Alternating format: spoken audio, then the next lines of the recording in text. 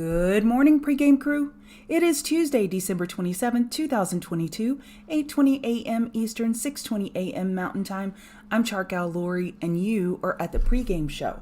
So, if you look down here in the far right corner, it says 6:20. When that says 6:30, that's where I will get started with indices, commodities, crypto, movers and shakers of the day. Between now and then, I'm going to say hello to my friends, do a few chart requests, and I need an AV check, please. Thank you, Night Truck Bob. I hope you had the very, very best Christmas, surrounded by family and friends and love. Hi, Whitney Love. Speaking of love.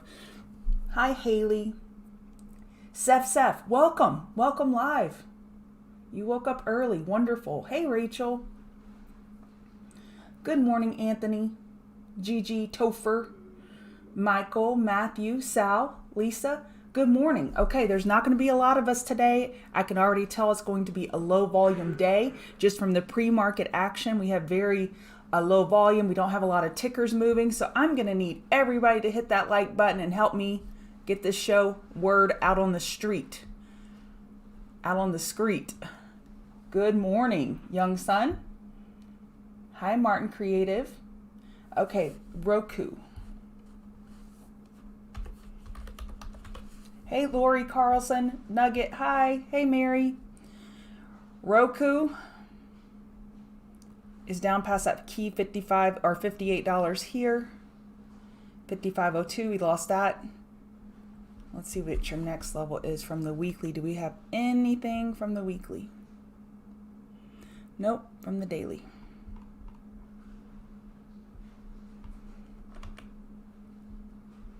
When we have names in these massive downtrends, when we start scaling in, and I think Dan did a video about dollar cost averaging, or he covered it last week. I know he did. And then he put some type of post in our chat room too about dollar cost averaging and SPY. When you have a name you're interested in, set aside a certain amount of dollars and say, I'm going to scale in once a month or once every other week until it hits 6 tranches, and then I will be all in, and my max loss is X, and then stay by that. You have to honor that. Just know there's a gap fill down at 34.11. I'm not saying that has to get filled, but that's one of those areas I like to concentrate on as potential magnets because of the velocity and strength that the bears have in this name. There is no sign of bottoming. So if you want to swing this, you have to define, okay, I will go in a third at 40, right ahead of $40, the next at 37.50, and the next at 35. And then if we gap fill at 34 and we continue to drop, I will stop out. Whatever your rules are, you have to have rules around it. Otherwise, you're just looking at catching falling knives, and this is for sure a falling knife. Look how long hourly EMAs have been overhead since December 13th. 2 weeks. Hey, Kevin, you're trading in Costa Rica? How fun. Yep, Netflix has double daily inside bars. The VIX chart is typically inverse the market. It isn't right now. So the VIX measures the amount of options and puts that people are buying to hedge against the market. How much fear is there? And it's just a measurement of fear. Well, what if everyone is hedged up and they're not buying? Does that mean that we're still not bearish? No. Typically, it's an inverse relationship. I would say today you're going to look at my table and you'll see that I didn't even check off VIX.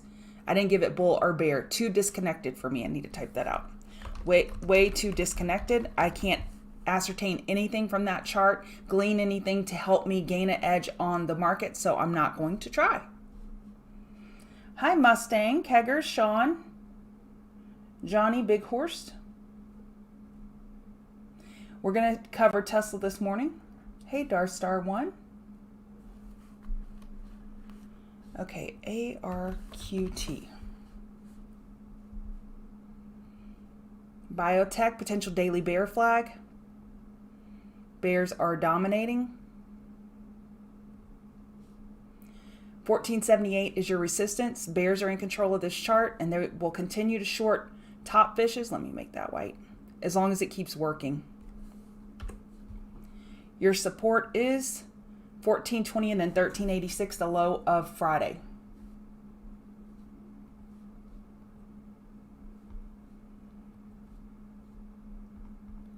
I'm just looking, making sure I'm not missing anything.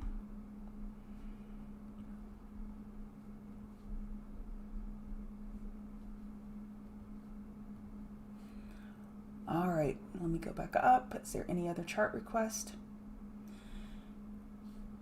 We will go over Tesla. Tesla is set to gap down at the moment.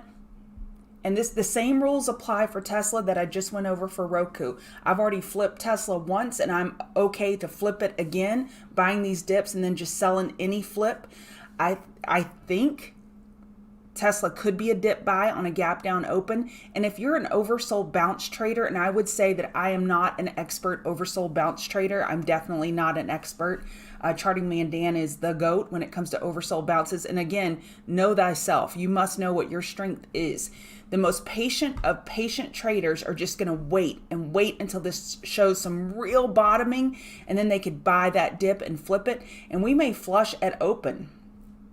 Continue to flush down. We're popping now up over $2, but we could also drop below 115.61 on Tesla. And I was just doing some gaps. Look at the gaps that we have below. Do I think $29.47 is going to get filled? Maybe. I'm not saying it can't get filled. 75.69 could be a target. We have a support at 109.96. That's not a gap. And then the 75.69, 4340, and 2947 are three gaps below us. And not all gaps have to be filled. It's something we need to be cognizant of to know, okay, we have some targets below. And obviously somebody's really ticked off at Elon and Twitter situation, and they're just done. Beyond Elon selling, they're just done. And he did some major damage control over here after hours, saying that he would look at stock buybacks and all of these other wonderful things that he said to attempt to stop the bleeding and hemorrhaging in Tesla, and it didn't work. It's lost about $600 billion in market cap this year. So just know it's a falling knife. There will be great trades to be had on Tesla, and I would reserve those great trades for people who are really good at oversold bounces and are ninjas. They know how to monitor volume, vol climaxes, and they know those bottoming patterns, and they can be patient because, as always, y'all know I like to cover this. In this V shape, we want to be a buyer on this side of the V, not this side. And I've done this way too many times in my career that I'm not up for it. I only want to be on the right side of the V. The Canadian market size closed. I don't have any opinions. I don't think it would negatively impact the market at all. Maybe there could be some implications for marijuana stocks, but overall the market, no.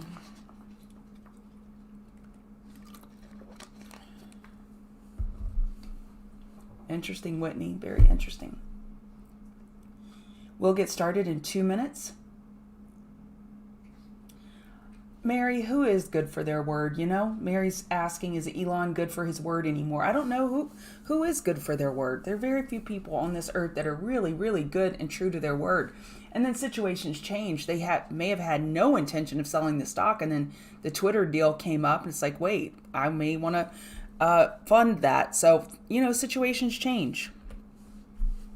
So variables change doesn't mean he's a liar. It just means something could have changed. Or maybe he is. I don't know. Not important to me to trade it. All right. It's 6:29. We're going to go ahead and get started here.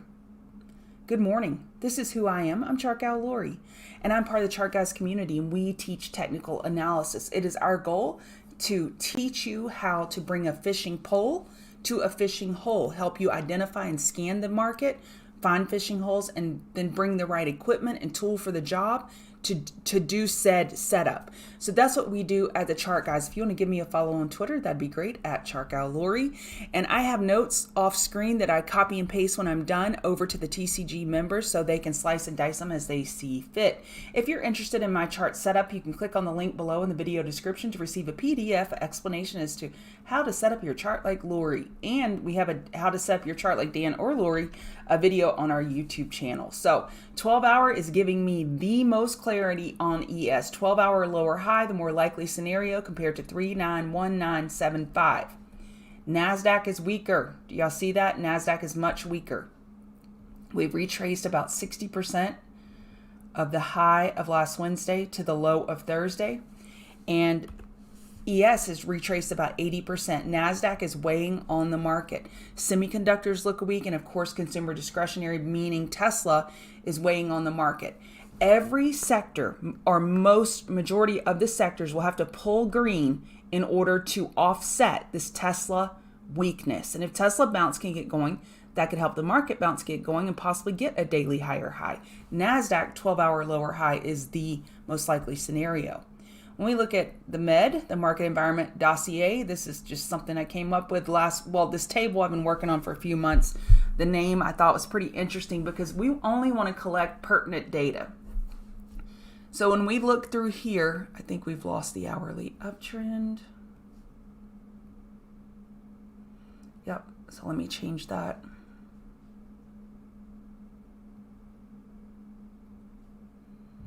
And 4 hour, we're still in an uptrend, okay.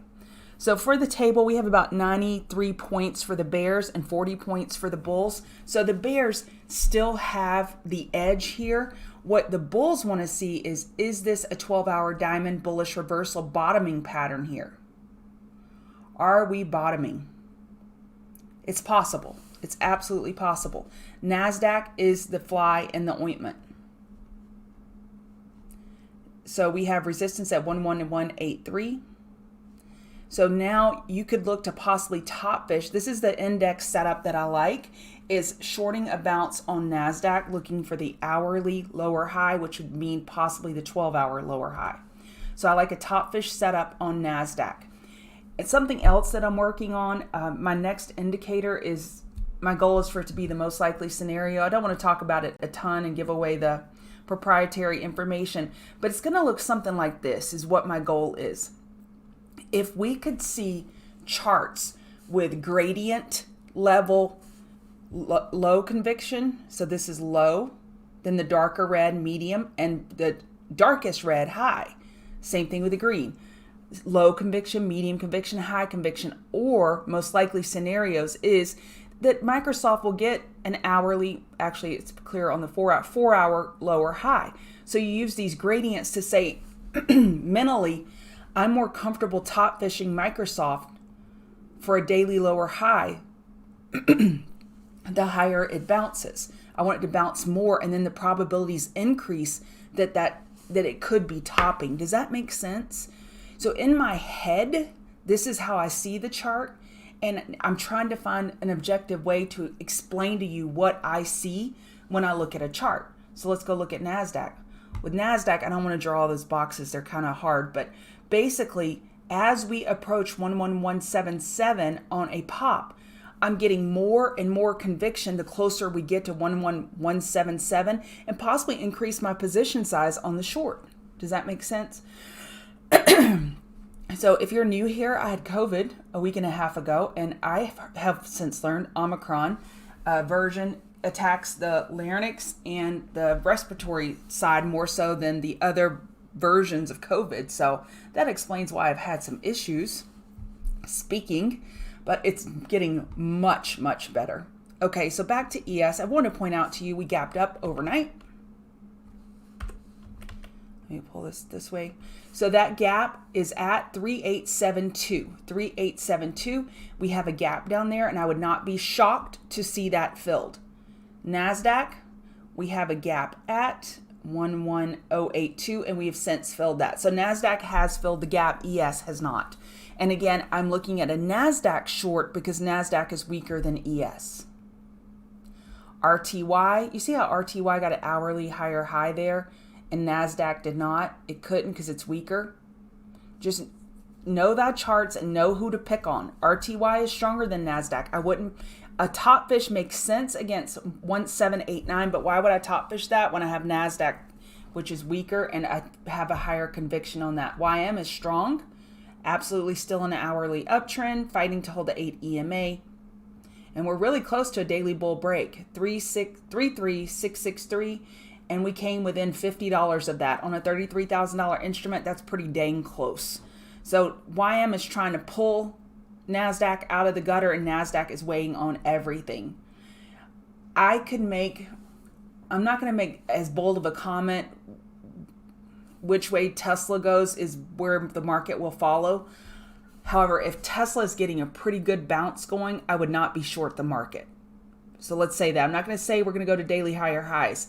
It is my opinion and thesis that the market needs Tesla to bounce in order to not set a 12-hour lower high.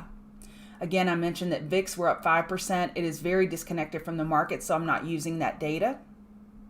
4-hour super strong on the US 10-year. And when the US 10-year is raging, who does it hurt the most? NASDAQ, because technology companies have more debt on their balance sheet. So US 10-year is a rager. We're running into the daily 50 MA overhead. However, it's super bullish this morning, so that is bearish for the market. You can see my red check here impacting NQ. So Hang Seng was red overnight. Let's check in on the DAX. The DAX is up 0.8%, so it's green. So I have Baba as a potential short, Queen of the Mountain, based on that Hang Seng red. All right.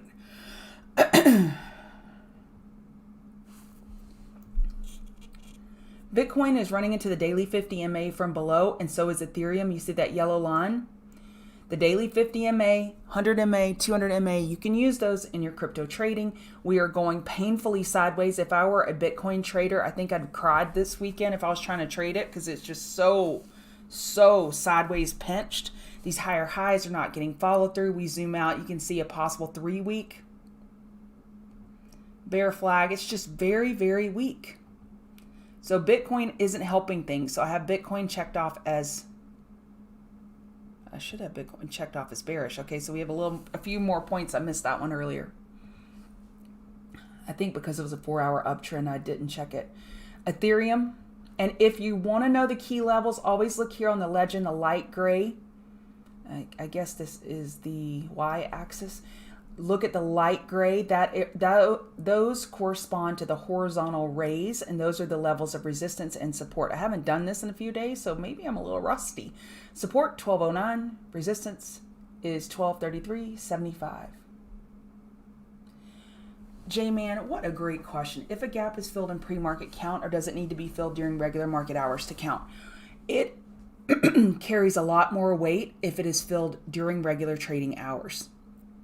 It carries a whole lot more weight. And for stocks, we don't count them filled unless it happens during regular trading hours, those gaps. But futures, we can consider it filled, but again, it has more meaning if it happens during the regular cash session. Gold's still banging his head up here at the weekly 50 MA. I think I said it was playing commodity right here. Let's see, did I say that? Yep. Here's what I put in gold. Right here.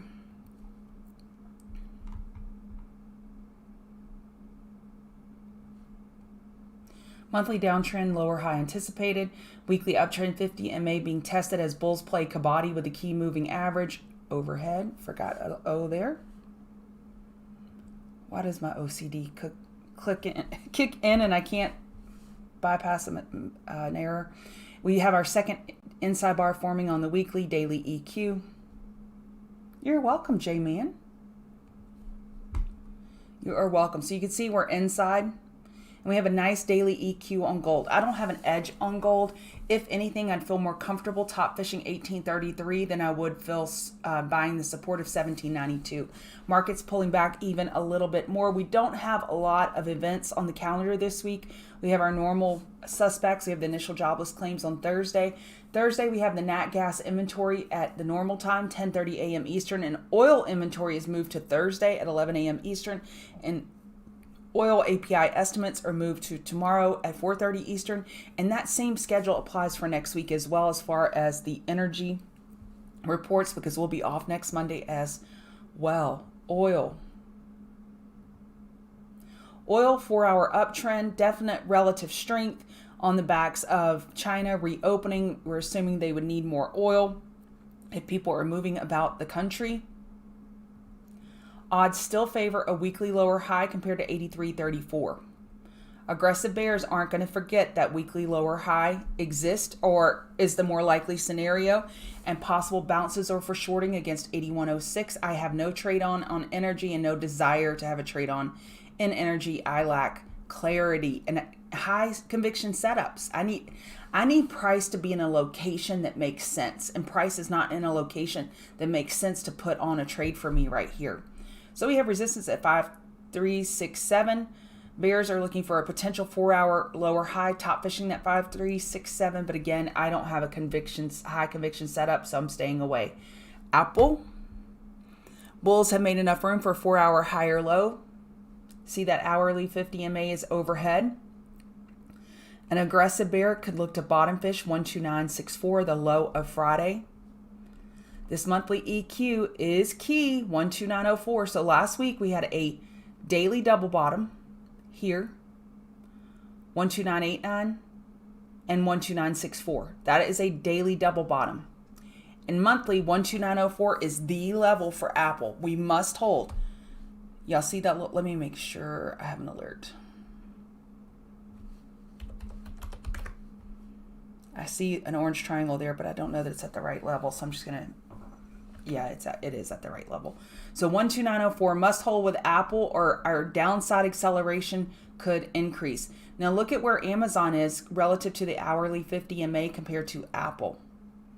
Amazon is a little bit stronger, but Amazon's first cousin is Tesla. They are in consumer discretionary together. Tesla could weigh on Amazon today.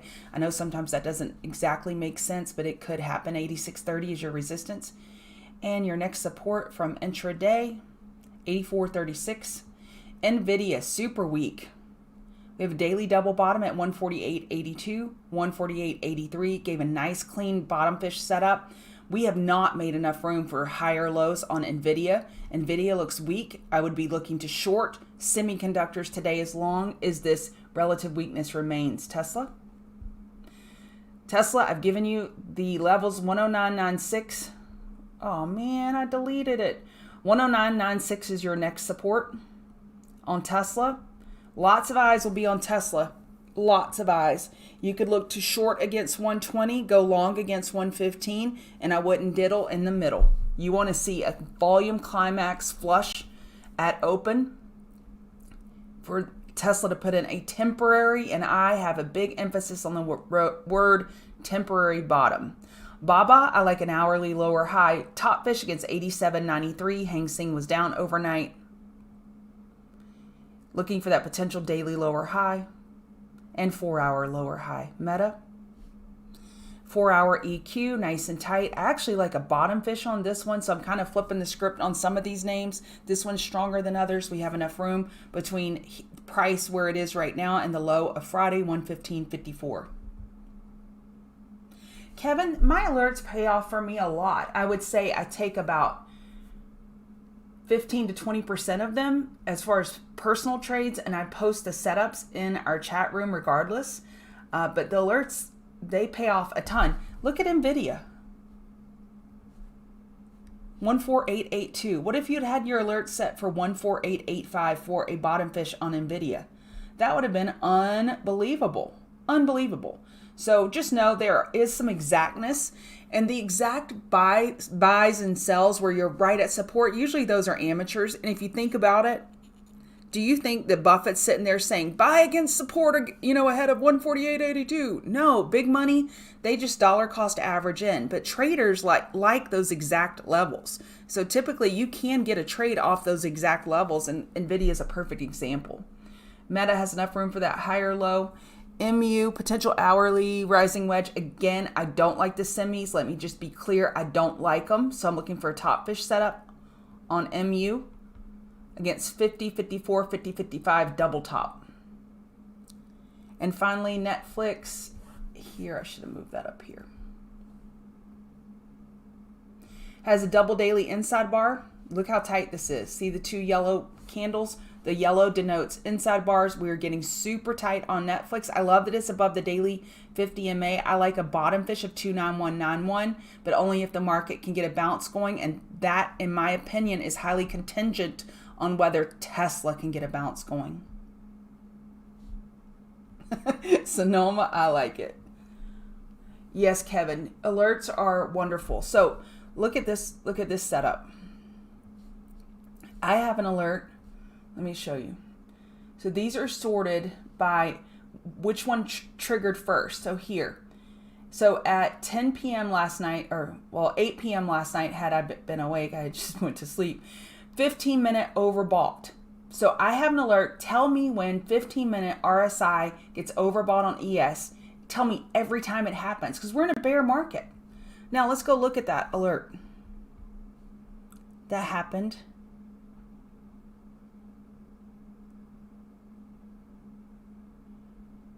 In here, I guess, let me go make sure I'm saying the right thing. Yeah, December 26th at 8 p.m. So it happened over here. And look at that short. You could have played that top fish, the double top, or the short on the 15-minute overbought reverse back burner. Reverse back burner is our friend in a bear market, which means 15-minute overbought or a first hourly overbought when we're in daily downtrend. So yes, alerts absolutely work. Okay, I'll go over cost because I'm really efficient this morning. I'm running a little bit ahead, so that's good. 463.69 is resistance. We're right here at 464 looking for a daily bull break. Bulls are putting the pedal to the metal in pre-market, but I don't care. I want it to happen during regular trading hours. 464, then 464.79 is your next resistance. Bulls could look to buy a pullback. This is positioned better than most. Good morning.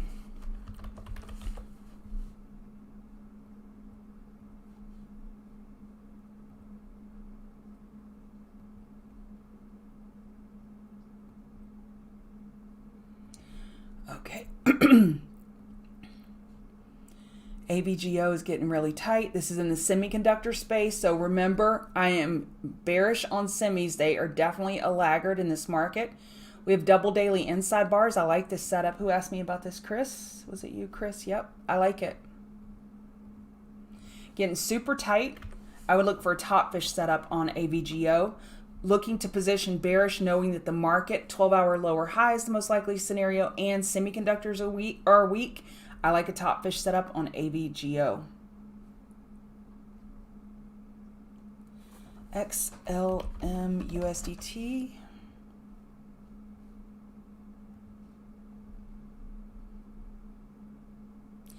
Your nearby support is 0.0728. That's pretty far away on a 7-cent instrument. Hourly, you're in a downtrend. Let's see. Trying for a double bottom.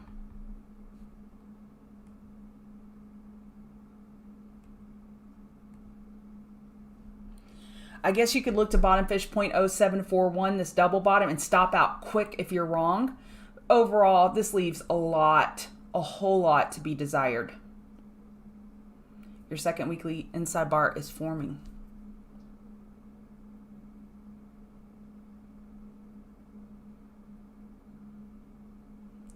Okay.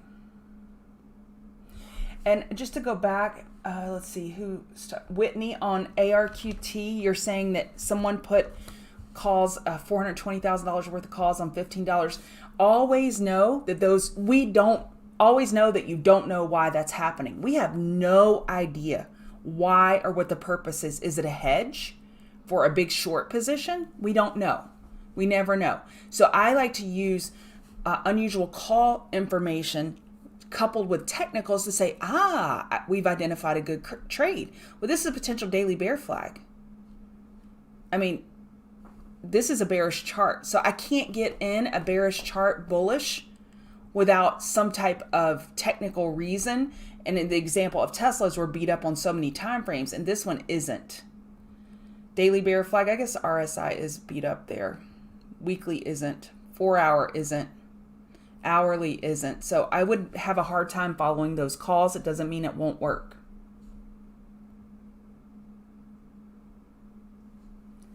Tax loss harvesting is a real thing where people sell because they want to just book their losses, and a loss or a gain isn't realized until you sell. So there could be some selling saying, hey, let's get these losses on the books to reduce my tax liability into the end of the year. Highly possible. Absolutely. So I am going to copy and paste my notes in the room, and I'll also copy and paste this chart, TCGers. And if you would give me a follow on Twitter, that'd be great, at @CharkAlLori. And then if you want to give us a follow on YouTube, that would be wonderful too. And hit that like button, please. Let's get it over 100. And I look forward to trading with you in the room, TCGers, and I will see you pre-gamers tomorrow.